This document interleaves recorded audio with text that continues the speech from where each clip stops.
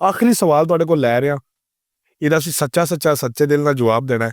ਮੈਂ ਹਾਲੇ ਤੱਕ ਮੇਰੇ ਨਾਲ ਸਾਰੇ ਸੱਚ ਹੀ ਬੋਲੇ ਨੇ। ਇਹ ਵੀ ਮੈਂ ਕਹਿ ਦਿਆਂ ਨਾ ਨਾਲ ਜ਼ਰਾ ਪੰਚ ਲਾਈਨ ਹੁੰਦੀ ਹੈ ਨਾ, ਬੰਦੇ ਰੁਕ ਜਾਂਦੇ ਨੇ ਵੀ ਪਤਾ ਨਹੀਂ ਕੀ ਪੁੱਛਣ ਲੱਗਾ ਹੈ। ਕੀ ਪੁੱਛਣ ਲੱਗੇ?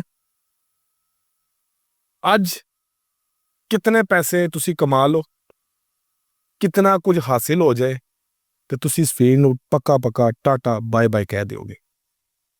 ਮੈਨੂੰ ਇਸ ਫੀਲਡ 'ਚ ਪੈਸਾ ਚਾਹੀਦਾ ਹੀ ਨਹੀਂ। ਮੈਂ ਜਿੰਨਾ ਕਮਾਉਂਦੀ ਹਾਂ ਮਿਹਨਤ ਹੀ ਲਾ ਦੇਣੀ ਹਾਂ। ਤੇ ਚਾਹੀਦਾ ਕੀ ਹੈ ਫਿਰ? ਮੈਂ ਸਿਰਫ ਆਪਣੀ ਲਾਈਫ ਨੂੰ ਇੰਜੋਏ ਕਰ ਰਹੀ ਹਾਂ। ਉਹ ਕਿਹਦੇ ਨਾਲ ਕਰ ਰਹੇ ਹੋ, ਪੈਸੇ ਨਾਲ ਜਾਂ ਇਸ ਕੰਮ ਨਾਲ? ਇਸ ਕੰਮ ਦੇ ਨਾਲ ਵੀ ਤੇ ਪੈਸੇ ਨਾਲ ਵੀ। ਆਪਣੇ ਕੋਲ ਪੈਸਾ ਹੈ ਤਾਂ ਸਭ ਜੀ ਕਰਦੇ ਨੇ। ਪੈਸਾ ਹੋਣਾ ਜ਼ਰੂਰੀ ਹੈ। ਪੈਸਾ ਹੋਣਾ ਬਹੁਤ ਜ਼ਰੂਰੀ। ਕਿਤਨਾ ਜ਼ਰੂਰੀ ਹੈ? ਬਹੁਤ ਜ਼ਰੂਰੀ ਹੈ। ਮਸਲਾ ਅਗਰ ਨਹੀਂ ਹੁੰਦਾ, ਫੋਰ ਐਗਜ਼ਾਮਪਲ ਮੈਂ ਤੁਹਾਨੂੰ ਇੱਕ ਮਜ਼ੇ ਦੀ ਗੱਲ ਦੱਸਾਂ, ਮੈਨੂੰ ਸਾਰੇ ਜਾਣਦੇ ਨੇ ਕਿ ਗਜ਼ਲ ਰਾਜਾ ਇੱਕ ਸਟੇਜ ਦੀ ਆਰਟਿਸਟ ਹੈ।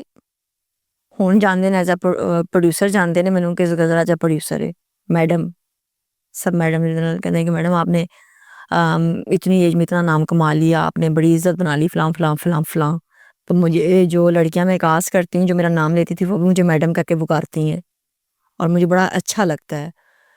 इसलिए कि जब रिस्पेक्ट जब अल्लाह आपको इज्जत दे रहा है ना, चाहे वो कितना ही आपसे जूनियर क्यों ना हो, क्योंकि उसको इज्जत अल्लाह ने दी है, तो आपका हक है उसको इज्जत दो। यस। उसके साथ मुंह मत बनाओ भाई। तुम मुंह बना लोगे तुम क्या कर लोगे? तुम एक बना लोगे, चलो बाकी तो बना के दिखाए ना।